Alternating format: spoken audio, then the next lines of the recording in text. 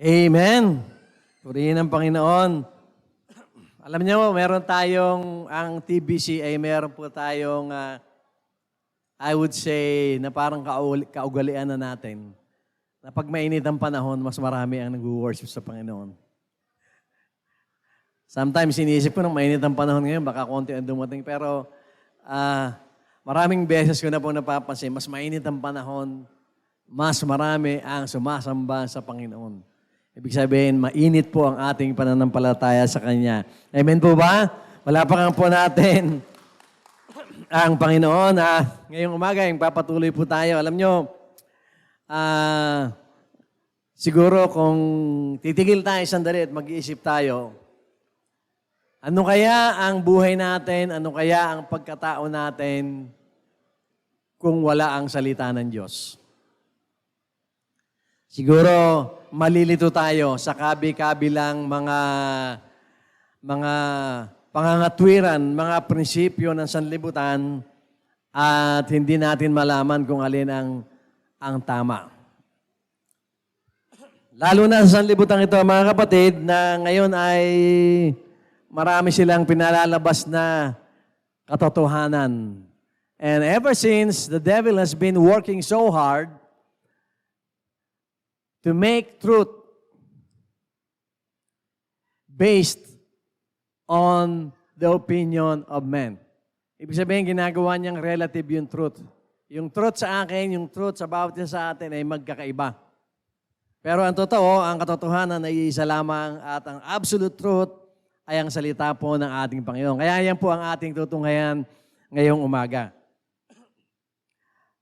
Noong nakaraan pong linggo, ay nanood po tayo ng isang pelikula during our resurrection service na ang title po ay I Risen. Yung pagkabuhay na muli ng ating Panginoong Hesus. At sa mga nakapanood po ng pelikula, ay talaga naman pong napakaganda ng pelikula at napakaganda na pinagsalusalunan po natin yung pelikula na yon. At of course, ang theme ng pelikula, it's about the resurrection of our Lord Jesus Christ. Kaya ang title niya ay Risen. Nabuhay. Not only nabuhay, but nabuhay na maguli. Kaya ngayong umaga, isisimulan po natin ang ating series na ang title po ay Mga Aral sa Pagkabuhay ni Jesus. And God willing, sa mga susunod na linggo ay mahimay-himay natin yung mga katotohanan sa na-present ng pelikulang yun na napakaganda. Kuminsan po kasi, hindi naman po minsan, madalas tayong mga tao, kailangan po tayong aliwin sa iba't ibang paraan, naway sa paraan ng Diyos, para yung katotohanan ay ma-impress sa ating puso. At ako po ay tuwan-tuwa doon sa pelikula. Ilang beses ko na pong napanood yun, dinadaan-daanan ko lang. Parang noong una hindi ako nagagandahan, but nung napanood ko po yung pelikula sa kanyang kabuuan, sabi ko, napakaganda pala ng pelikulang ito. Nagbigay siya ng fresh na kaunawaan sa atin. Maging sa kahalagahan ng ating pananampalataya. Na ang ating pananampalataya ay nakabase sa maraming himala na ginawa ng ating Diyos mismo. At kasama na dito ang resurrection. At ang resurrection ng ating Panginoon ay marami pong itinuturo sa atin. Meron po tayong isang pamilya rito na ang apelido ay Resurrection. Napakahalaga po nun. At lagi niyong naririnig sa akin na ang resurrection ng ating Panginoong Hesus ay very significant sa pundasyon ng ating pananampalataya, sa pundasyon ng ating buhay.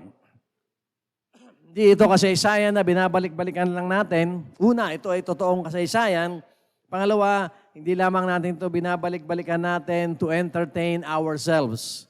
Kung hindi binabalik-balikan natin ito para yung bawat hibla ng katotohanan ng sinasabi ng banal na kasulatan tungkol sa pagkabuhay na muli ng ating Panginoong Jesucristo ay manamnam po natin. Makita po natin ang kagandahan nito at kahalagahan nito sa ating buhay. Noong pong nakaraang resurrection service nga natin, Panginoon, mga kapatid, ay napanood natin yung pelikula na ang title po ay Risen. At ang pelikulang ito, mga kapatid, ay base sa banal na kasulatan. Pero sa pagkakagawa po ng pelikula na yon ay yung creator po ng pelikula na yon ay naglagay po sila ng fictitious character na ang pangalan po ay si Clavius. Sa pelikulang yon, si Clavius po ay isang tribune na mataas ang rango, ibig sabihin na sa ilalim niya ay mga daan-daang mga sundalo. At siguro mga 6 na centurion ang under sa kanyang command. So malaki yung kanyang military detachment na nahawakan. Pero dito po, sa pelikulang ito, si Clavius po, pag tinignan po natin, biblically, there is no such person as Clavius in the Bible. Meron pong Claudius, isang gobernador, Roman governor, kung saan nung siya ay namamahala sa Jerusalem at Judea, sa panahon na yon, ay dumami naman po ng dumami ang mga Kristiyano. Si Claudius po yon. And then there's another one na sinasabi po ng ibang grupo ng mga mananampalataya na isang tribune na nung ang damit po ng ating Panginoong Jesucristo ay inalis habang siya ay nakapako sa krus, ay kasama siya ng mga tauhan niya na pinagsugalan nila yung coat, yung damit ng ating Panginoong Jesucristo.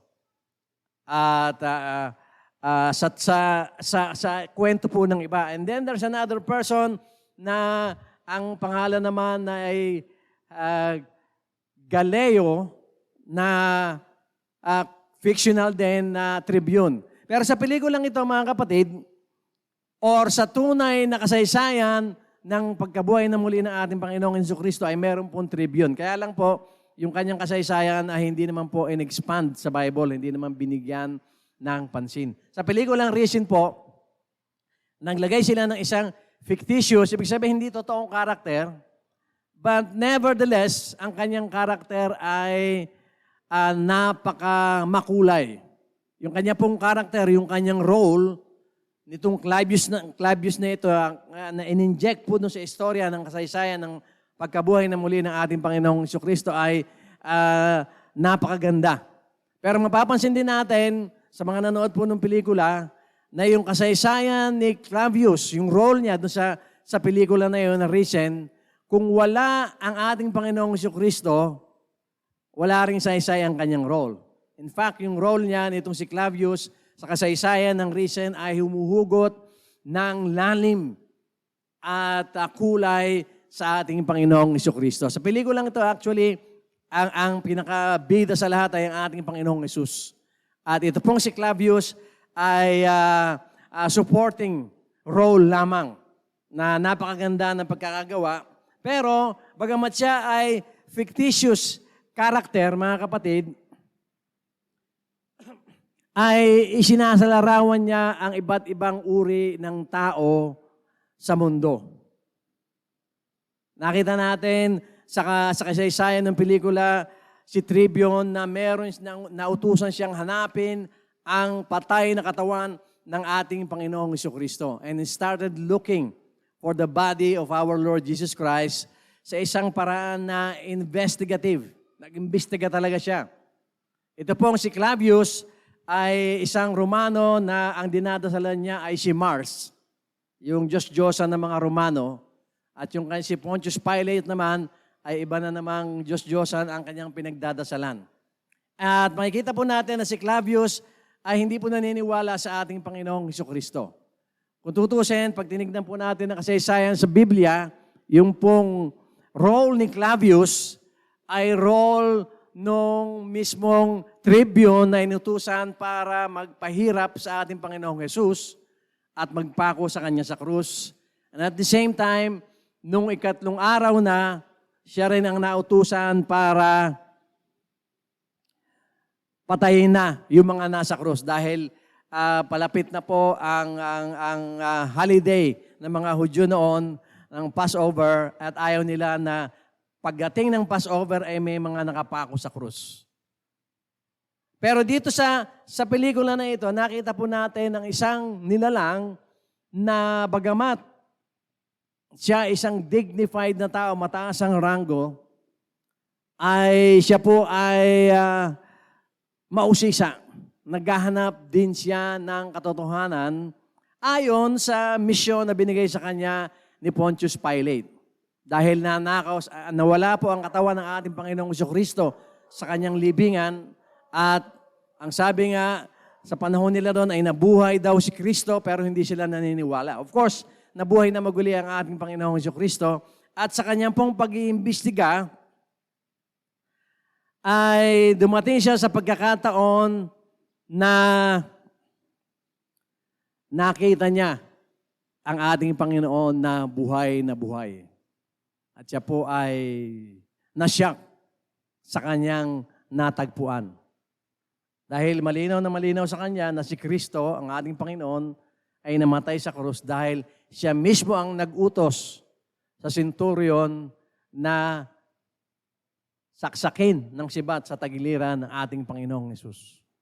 Hindi po binali ang kanyang binti sapagkat ayon po sa hula sa banal na kasulatan ay ni isang buto ng ating Panginoon ay hindi mababali. It's part of the plan of the Heavenly Father para sa pagkabuhay na muli ng ating Panginoong Hesus. And so, si Claudius po ay isang tao na naghahanap pero walang mahagilap. Yan po ang title ng sermon natin ngayong umaga. Nung siya po ay inutusan ni Pontius Pilate, sabi ni Pontius, nanakaw daw yung katawan ng Kristong niya, hanapin mo nga. Kailangan ilang araw lang ibalik mo na sa akin yung katawan ng Kristo na yan. Dahil darating ang isang gobernador para mag-inspect. Kailangan mapayapa tayo, kailangan matapos na yung isyong yan. So, hinanap niya ang ating Panginoong Jesucristo. Little did he know na ang hinahanap pala niya ay katotohanan na. He went out looking for the lie. Ang hinahanap niya yung kasinungalingan di umano ng mga tagasunod ng ating Panginoong Jesucristo na nagsasabi na nabuhay ang Panginoon pero ninakaw pala nila. Yun ang hinahanap niya eh. But to his amazement, iba yung nakita niya. Pero hindi natatapos doon yung kanyang paghahanap. So he is a person na makikita po natin na katulad ng maraming tao sa sanlibutan na naghahanap pero walang mahagilap. Ganun po ang nangyari sa kanya. Ano po ba ang kahalagahan nito sa ating bilang mga Kristiyano? Mahalaga po ito para bukod sa naalala natin ang pagkabuhay na muli ng ating Panginoong Jesucristo, ay maalala rin natin na marami pang mga kaluluwa na kung minsan ay nasa loob mismo ng ating bakuran, sa labas ng ating bakuran, at sa sanlibutan, na merong hinahanap, pero walang mahagilap. Si Claudius, sa kanyang karakter sa pelikulang ito, is somehow can be described as a lost person. Hindi siya naliligaw dahil hindi niya alam kung saan siya babalik o kung saan nakatira. Kung hindi, naliligaw siya sapagkat hindi niya makita yung katotohanan. Maging nung makita niya na ang ating Panginoong Jesucristo, hindi pa rin siya na-satisfy doon. Hinahanap pa rin niya yung katotohanan. And there are people, millions, even billions of people in the world na patuloy pong naghahanap ng katotohanan, na para po silang si Claudius. So, sa ating pong message ngayon, ay buksan po natin ang ating mga banal na kasulatan at ang ating pong sermon text ay makikita po natin sa mga Gawa 17, 26, 28. Ang sabi po rito, mula sa isang tao, nilikha niya ang lahat ng lahi at ipinanghalat sa buong mundo. Noon pa itinakda na niya ang hangganan ng tirahan ng mga tao at ang panahon na sila'y mabubuhay dito sa lupa. Ang lahat ng ito ay ginawa ng Diyos upang hanapin natin siya at baka sakaling matagpuan natin siya. Pag tinignan po natin uli yung verse, parang medyo magtataka tayo. Ang sabi kasi rito, noon pa'y tinakda na niya ang hangganan ng tirahan ng mga tao. Ibig sabihin, tinakda niya na magkakaroon ng iba't ibang bansa bago mangyari yung Tower of Babel. At nung mangyari na yung Tower of Babel, nagkahiwa-hiwalay na yung tao, nagkaroon na ng iba't ibang nation. At ang sabi rito, mga kapatid, may pinapahiwatig sa atin, noon pa'y tinakda na niya ang hangganan ng tirahan ng mga tao at ang panahon na sila ay mabubuhay dito sa lupa. Sabi po sa 27, ang lahat ng ito ay ginawa ng Diyos upang hanapin natin siya. Baka sakaling matagpuan natin siya. Ano po ang ibig sabihin dito? Gusto ng Panginoon na hanapin natin siya. Gusto ng Panginoon na hanapin siya ng sanlibutan. At kapag ang tao ay nagkaisa, katulad na nangyari sa Torre ni Babel, hindi nila hinahanap ang Diyos. Kaya ang ginawa ng Diyos, hinati-hati sa iba-ibang bansa ang mga tao, tinakda ang buhay nila sa mundo, dahil ang sabi nito, baka sakali hanapin nila ako at baka sakaling matagpuan nila ako. Si Clavius ay isang Romano. Ang ating Panginoong Jesucristo at ang mga apostol ay mga Hudyo. May mga Hudyo na naghahanap sa Panginoon. May mga Hudyo na nire-reject ang Panginoon. At ang mga Romano, of course, nire-reject nila ang ating Panginoon. Hindi sila nagkakaisa. Pero sa hindi nila pagkakaisa ay may lumalabas na katotohanan na merong tunay na Diyos na dapat hanapin. At si Clavius, without him even knowing it, nang siya ay bigyan ng commission, ibig sabihin ng utos ni Pilate na hanapin ang katawan ni Jesus, wala siyang kamalay-malay, ang hinahanap niya ay hindi lamang ang katawan ni Jesus, kung hindi hinahanap niya mismo si Jesus. Si Jesus Nazareno ang hinahanap niya. Ibig sabihin, hindi basta tao na namatay o bangkay na Jesus ang pangalan, kung hindi ang Jesus na Jesucristo. Hinahanap niya lang patay. Pero hindi niya alam ang hinahanap niya na ay ang katotohanan. Pero sa kanyang paghahanap, hindi naging madali. Halos hindi niya makita yung katotohanan. At nung makita niya yung katotohanan, hindi pa siya agad-agad nakapaniwala. Mapapansin natin, mga kapatid, na sa takbo ng pelikula ay kinakatawan ni Clavius yung ilang uri ng mga tao sa ibabaw ng lupa na dapat nating bigyan ng pansin bilang mga Kristiyano. And sometimes, bilang mga Kristiyano ay na-identify din tayo dito sa tatlong uri ng nilalang na ipinakita sa buhay ni Clavius in relation to the resurrection of our Lord Jesus Christ. Unang-una, mga kapatid, na uri ng mga tao na ipinakita sa atin ng kasaysayan ng pagkabuhay na muli ng ating Panginoong Jesucristo sa banal na kasulatan at sa pelikula, ay makikita natin yung mga nilalang na may hinahanap pero iba ang natagpuan. Nakagaya po ni Clavius, na hinahanap niya ay patay, ang natagpuan niya ay buhay. Buhay na Kristo. Sa mga nakapanood po ng pelikula, natandaan niyo po yung scene nung siya ay umakyat sa upper room. Pagpasok niya doon sa pinto, binuksan niya yung pinto wala namang pumipigil sa kanya. Nakita niya ang mga apostol at si Kristo nagkukwentuhan. Hindi siya magkakamali. Kilalang kilala niya si Kristo. Kaya nung nakita niyang buhay na buhay ang Kristo, siya po ay napaatras. Nabitawan niya ang kanyang espada at nasa labas na siya ng pinto, umaatras pa siya. Ano sa palagay natin ang nasa isip niya? Sigurado ang nasa isip niya, sabi niya, this can't be true.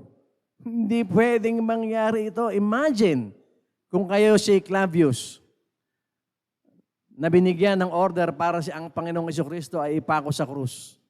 Patayin ang ating Panginoong Jesucristo at nakita mong namatay siya. Tapos makikita mong buhay. Ano kaya ang mararamdaman mo, kapatid? Well, sa ating mga Kristiyano, we know that our Lord is alive. Ang kaibahan lang natin sa mga Kristiyano noon, sila nakita nila ang Panginoon. Pero tayo, hindi natin nakita. Kaya nga sabi ng Panginoon kay Tomas, mapapalad ang mga taong hindi nakita, pero sumampalataya. And that's what we are. Di po ba? Kaya tayo nakaupo dito ngayon. Kaya tayo ay nag-abala para makarating dito ngayon because we believe na ang ating Panginoong Jesucristo ay talagang nabuhay. Pag tinanong tayo, nakita ba mong nabuhay si Kristo? Hindi. Bakit ka naniniwala? Kasi meron akong pananampalataya. Amen po ba? Palampakan natin ng Panginoon. Kasi ang pananampalataya, katunayan ng mga bagay na hinihintay at katuparang ng mga bagay na hinihintay at katunayan ng mga bagay na hindi nakikita. Kaya ang ating Panginoong Jesucristo, I would say, ay hats off siya sa mga mananampalataya ngayon. Because his very disciple, in the name of Thomas, in the person of Thomas, nakahalubilo niya, nakasama niya, nung ibalita ng Panginoong Jesucristo ay pumasyal dito, buhay siya. Ang sabi niya, hindi ako maniniwala hanggang di ko siya nakikita. Di ba? Kaya nung magpakita na, the second time ang ating Panginoong Jesus sa mga apostles, hindi niya na nagawa yung sinabi niya na maniniwala lang ako kung hawakan ko ang sugat ni Kristo sa tagiliran at sa kamay. Nang ipinakita sa kanya ng Panginoong Jesus, narito ang mga sugat ko, hawakan mo. Hindi niya na nagawa, mga kapatid. Naniwala na siya. At tayo, sa panahon natin ngayon, ay nandun na tayo, mapapalad tayo. Hindi na natin hinahanap ang Panginoong Yesus. Alam natin, nakasama natin siya. Alam natin na buhay siya. He's even in our hearts. Alam natin yun. Pero sa katulad ni Clavius at mga mananampalataya pa noon, ay medyo nahihirapan sila rito. Lalong-lalo na si Clavius, na isang nilalang na may hinahanap, pero iba ang natagpuan. Tignan po natin ang sinasabi, mga kapatid, sa Marcos 16, 4 hanggang 6 ay ganito. Nang yung pong tatlong babae, nung ang ating Panginoong Jesucristo, mga kapatid, ay inilagay na, ibinurol na, inilibing na sa libingan na isang yungib at tinakpan na malaking bato, ay pumunta ang mga tagasunod ng ating Panginoong Jesucristo kinaumagahan para lagyan ng pabango ang kanyang katawan. Kasi ganun po ang sistema nila noon. Ilalagyan nila ng mga herbs yung katawan para bumango. At nang pumunta sila ron, wala na silang natagpuan. At ganito po ang sinasabi sa mga sumusunod na pangyayari. Ang sabi po rito, dahil napakalaki ng batong iyon, ibig sabihin yung takip po ng libingan ng ating Panginoong Jesucristo, pero pagdating nila roon, nakita nilang naigulong na sa tabi ang bato. Ibig sabihin, nakita nung tatlong babae, si Mariana, taga Magda, kung tawagin natin ay Magdalena, si Mariana, ang ina ng ating Panginoong Jesucristo, at si Salome, nung makita nila, ay inalis na yung bato, napakalaki ng bato.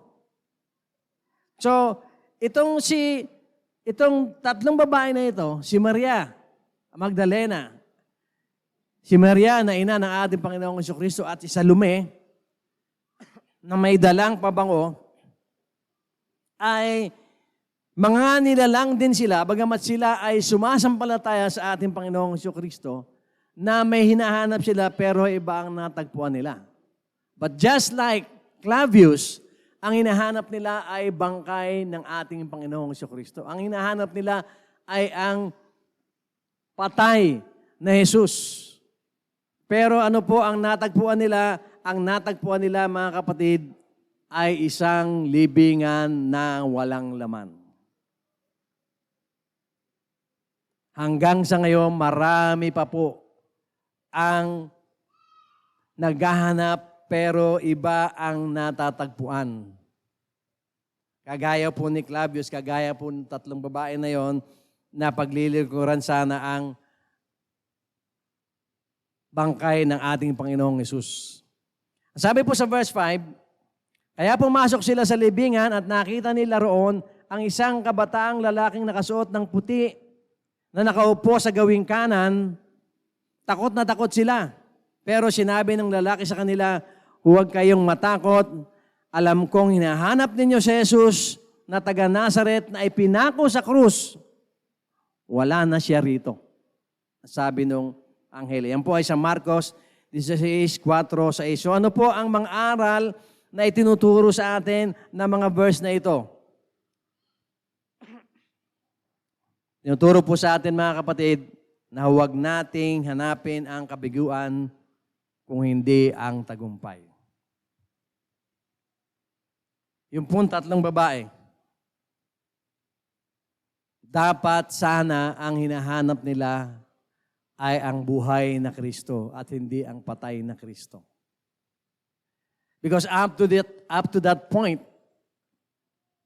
matapos na sila ay sabihan ng ating Panginoong Jesucristo na darating ang panahon na kailangan ako magsakripisyo at kailangan ako mamamatay at pangatlong araw ako ay mabubuhay, hindi nag-register yung sa isip, maski ng mga mananampalataya. So when our Lord Jesus Christ died on the cross, maski yung mga mananampalataya, ang inaasahan nila, patay na talaga ang ating Panginoong Jesus. Sa buhay, ganun din, mga kapatid. Kasi ang Panginoon ay larawan ng ating pag-asa. Sa ating pamumuhay, sa araw-araw, kadalasan, nawawalan tayo ng pag-asa. Kadalasan, sa halip na hanapin natin ay tagumpay, ang hinahanapan natin ay kabiguan. Isipin ninyo, mga kapatid, itong tatlong babae na ito, ang hinahanap nila ay ang bangkay ng ating Panginoong Jesucristo sa ikatlong araw. Nalimutan na nila na sinabi ng Panginoon, on the third day, mabubuhay ako na maguli. Sinabi man yun ng Panginoon sa kanila, not necessarily hindi sila naniniwala, kung hindi nila maproseso sa kanilang isipan. At dahil hindi nila maproseso, hindi na lang nila inisip. So, nung mamatay ang ating Panginoong Hesus sa krus, hindi nila naisip, wala silang inkling, wala silang, tawag dito, kahit konting paghihinala na mabubuhay pa ang ating Panginoong Hesus. Actually, they have given up on our Lord Jesus Christ. Yung tatlong babae na yun. Kaya pumunta sila, hindi para antayin mabuhay ang ating Panginoong Jesucristo sa libingan, makita nilang bumukas yung libingan at lumabas ang ating Panginoon. Kung hindi, ang hinahanap nila ay ang ating Panginoong Jesucristo na patay. Lalagyan nila ng pagbango. Pero hindi yun ang natagpuan nila. Si Clavius, naghahanap siya ng patay na Kristo, ang natagpuan niya ay buhay na Kristo. Yung tatlong babae, ang hinahanap ay patay na Kristo, ang nakita naman nila ay libingang walang laman, which is a picture of hope. Dahil kung hindi na nabuhay ang ating Panginoong Jesucristo, kung nung makita nila bukas ang libingan at nakita nila ang katawan ng ating Panginoong Jesucristo, katapusan na ng pananampalatayang ng mga Kristiyano. Wala na ng mga Kristiyano ngayon. Bakit pa magkakaroon ng Kristiyano ngayon? Patay na nga si Kristo eh. Hindi po ba? Pero nung makita nila yung yung bukas na libingan at wala yung katawan ng ating Panginoong Jesucristo. May anghel pa sa loob na nagsabi sa kanila na wala na si Jesus na taga Nazaret. May pinako sa krus. Wala na siya sa libingan, sabi nung anghel. Na-surprise po itong tatlong babae. Na dapat sana, hindi yun ang magandang dapat na mangyari. Ang dapat sana mangyari ay ganito, mga kapatid. Nang sabihin ng anghel na wala na si Kristo, ang dapat sana sinabi ng tatlong babae, Amen! Dahil sinabi na sa amin ni Kristo yan na mabubuhay siya maguli. Pero hindi po yun ang hinahanap nila. Ang hinahanap nila ay bangkay ni Kristo. Nakatumbas ng bangkay ng Kristyanismo. Nakatumbas ng kamatayan ng Kristyanismo. Pero iba ang nakita nila. Ang nakita nila ay tagumpay at pag-asa. Kaya nung makita nila yon, nagtakbuhan po ang tatlong babae na ito at ibinalita sa mga mananampalataya, sa mga apostol na nabuhay na si Kristo. At ang lahat ay hindi pa rin makapaniwala. So gaano po karami sa ibabaw ng lupa, mga kapatid, ang mga nilalang na naghahanap, pero iba ang natatagpuan.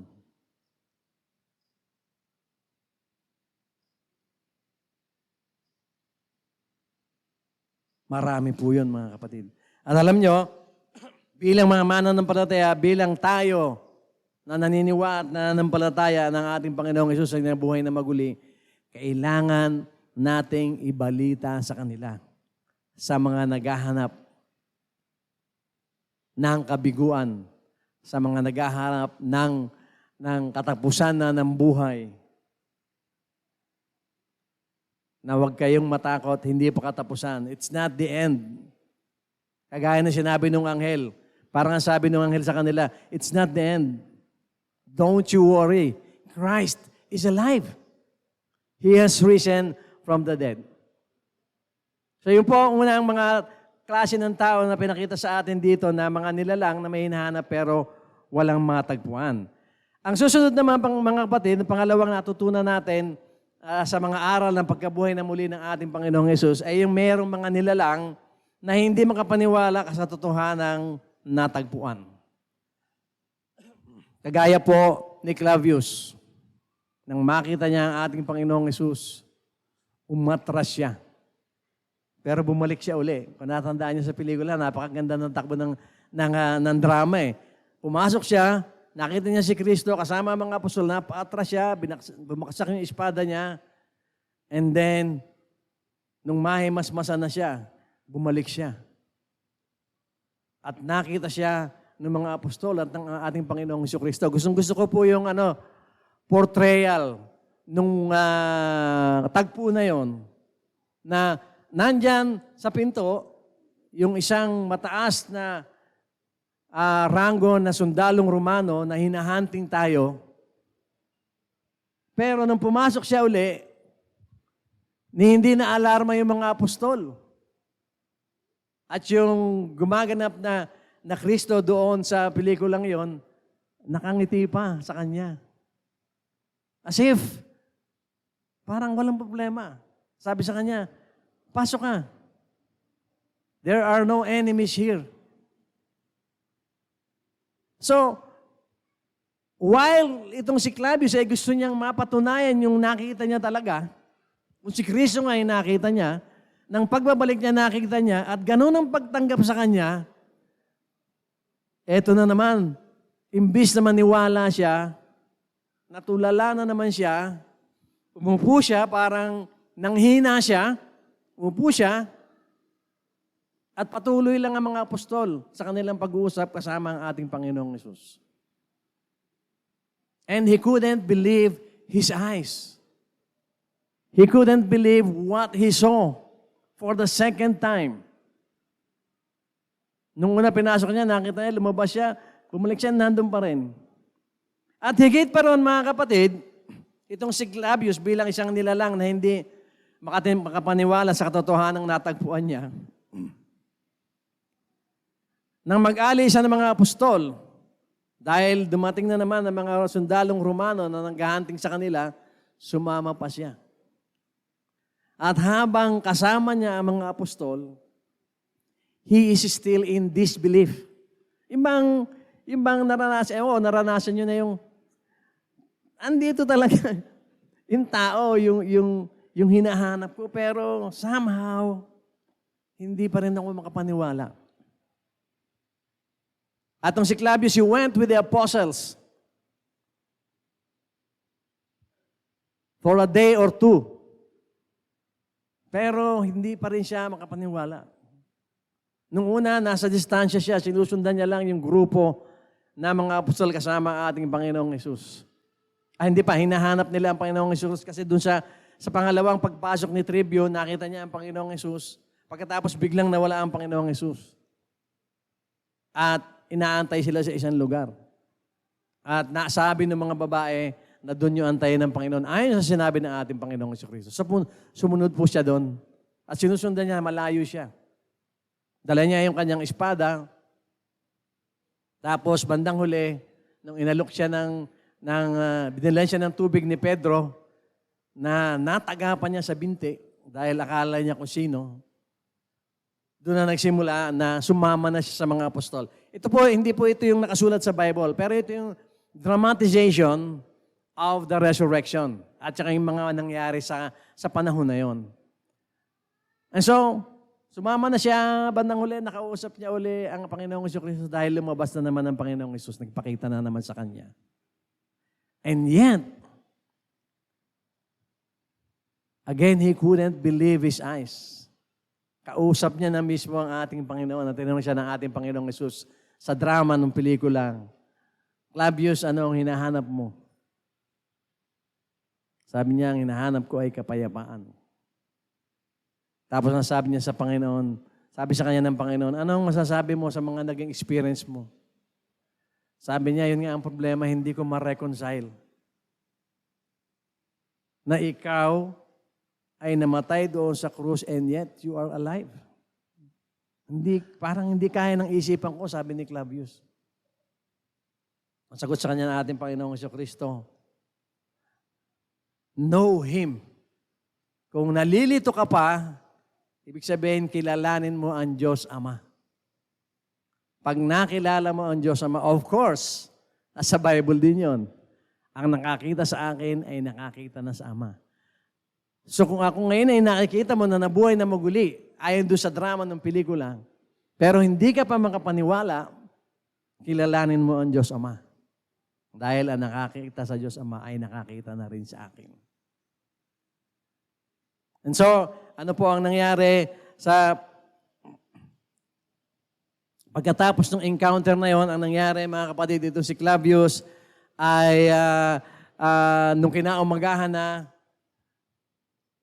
ay lumayo ang ating Panginoong Jesucristo at siya po ay aalis na. Sa dramatization nung pag-alis ng ating Panginoong Jesucristo, mayroong ilang mga mananampalataya na nakapaligid sa kabundukan, kasama dyan ng mga apostol, at nagpaalam ang ating Panginoong Yesus. At nagbilin ng ating Panginoong Yesus, never to be seen again. At ano po ang nangyari kay Claudius? Sa simula ng pelikula, nakita natin ang isang Claudius na naglalakad sa wilderness. Isang sundalong may ranggo na gusgusin dahil ilang araw siya naglalakbay at tulala siyang naglalakad sa disyerto. Pinag-iisipan pa rin niya yung sinabi sa kanya ni Kristo. Pinag-iisipan pa rin niya yung lahat na nangyari. Paano nangyari ang Kristong namatay ay nabuhay na maguli? Hindi pa rin niya maintindihan eh. And then, sa kanyang pagiging tulala, sa paglalakad niya sa disyerto, hindi niya napansin, meron na palang bahay sa tabi niya. Dahil mahaba na yung nilakbay niya, kailangan niya ng kumain, pumasok siya ron, at kumain siya. At ang nangyari, sa pagkain niya, kinakausap siya nung nagluluto, naikwento niya yung lahat ng nangyari. na nakita natin doon sa pelikula na nakasulat din sa Bible. And so, bandang huli, mga kapatid, si Claudius ay naging isang nilalang na sa bandang huli ay natanggap rin ang katotohanan. In what point? At what point in the movie natanggap niya yung katotohanan? Kung napanood natin maigi.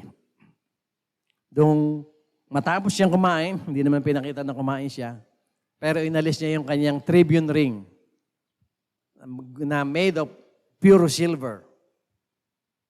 Yun ang pinambayad niya doon sa mama na nakinig sa kanya, na nagpakain sa kanya. Anong ibig sabihin nun? Bandang huli, naniwala na rin siya at natanggap niya na yung katotohanan. Bakit po natin nasabi yun? Kasi nirelinquish niya na yung kanyang pagiging Roman soldier. Kasi yung authority niya nandun sa singsing niya. Pinambayad niya yung singsing niya sa pagkain niya. Hindi niya na pinahalagahan ng kanyang pagiging tribune. Bakit? Kasi nakita niya na yung katotohanan. Finally, after several days na nakasama pa niya ang ating Panginoong Hesus, at nakasama niya nung pinaparusahan ang Panginoong Hesus at napako sa krus, nandun din siya. Nang namatay ang ating Panginoong Jesucristo, nandun pa rin siya. Nung nabuhay ang ating Panginoong Jesucristo, nandun pa rin siya. Nasubaybayan pa niya ang pagtakas sa mga apostol at ang pag-alis ng ating Panginoong Jesucristo. Pero up to the moment na siya ay nagpahinga na matapos ang kanyang mahabang lakbayin, hinubad niya ang kanyang singsing, his ring of authority, seal of his authority. Actually, yung pagiging tribune ay napakataas na posisyon na napakahalaga. Pero yon ay tinalikuran niya na rin. Yun na nagre-represent, yung authority niya yun, nagre-represent ng pagiging niyang makasanlibutan. At yung buhay niya ay nagre-represent ng kanyang pagsamba sa Diyos-Diyosan. Lahat yun, iniwanan niya na. Because finally, ito pong si Tribune,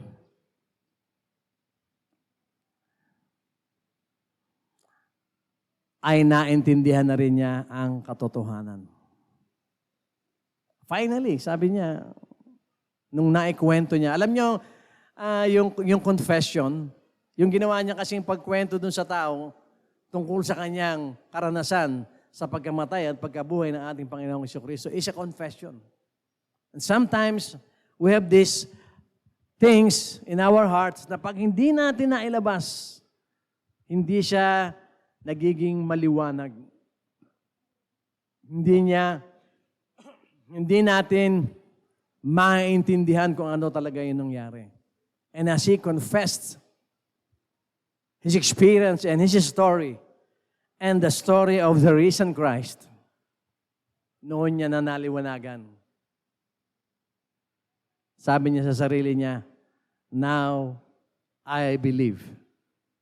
Now I am a believer. Ang isang nire-represent din ng katauhan o ng role ni Claudius sa pelikula na yon, mga kapatid, ay tayo rin. Ilan sa atin dito ang hinahabol-habol noon ng mga tao na gusto tayong balitaan ng mabuting balita. Tinatakbuhan natin, iniiwasan natin, di ba? Ilan sa atin dito ang napakatagal bago mo na-realize ay totoo nga ang Kristo. The story of Claudius is the story of our lives as believers sa panahon na nitong na tayo ay naniniwala na. The journey of Claudius is our own journeys. Pero mga kapatid, marami pang mga tao diyan sa labas na katulad ni Claudius o katulad din natin noon na hindi naniniwala ng ating Panginoong Hesus ay nabuhay na maguli. Iko-confess ko po sa inyo, At tandaan ko noong ako ay matagal-tagal na rin sa pananampalataya. Pero hindi ako totally naniniwala sa pagkabuhay ng ating Panginoong Hesus. At marami pong Christian na ganun. Until I had an encounter with the Holy Spirit, doon ko lang naunawaan na talaga, totoo pala. The Christ of the Bible is true. Nung maramdaman ko yung Espiritu niya. I believe si Clavius, sa bandang huli ng kanyang journey into discovering the truth, naramdaman niya na ang Espiritu ng ating Panginoong Hesukristo. In conclusion, mga kapatid, bagamat fictitious ang karakter ni Clavius sa pelikula na yon, ay alam natin na maraming taong tunay ang kinakatawan o nire-represent niya sa mundong ito. Sa mundong tunay na naghihintay sa atin para mabahagi na natin ng katotohanang na buhay na muli talaga ang ating Panginoong Hesukristo. Sila po yung mga naghahanap pero walang mahagilap. Sila yung mga nilalang na may hinahanap pero iba ang natatagpuan. Sila yung mga nilalang na hindi makapaniwala sa katotohanang natagpuan. Kahit na na-present na natin si Kristo sa kanila kung minsan, hindi pa rin sila makapaniwala. Sabi nila, that's too good to be true.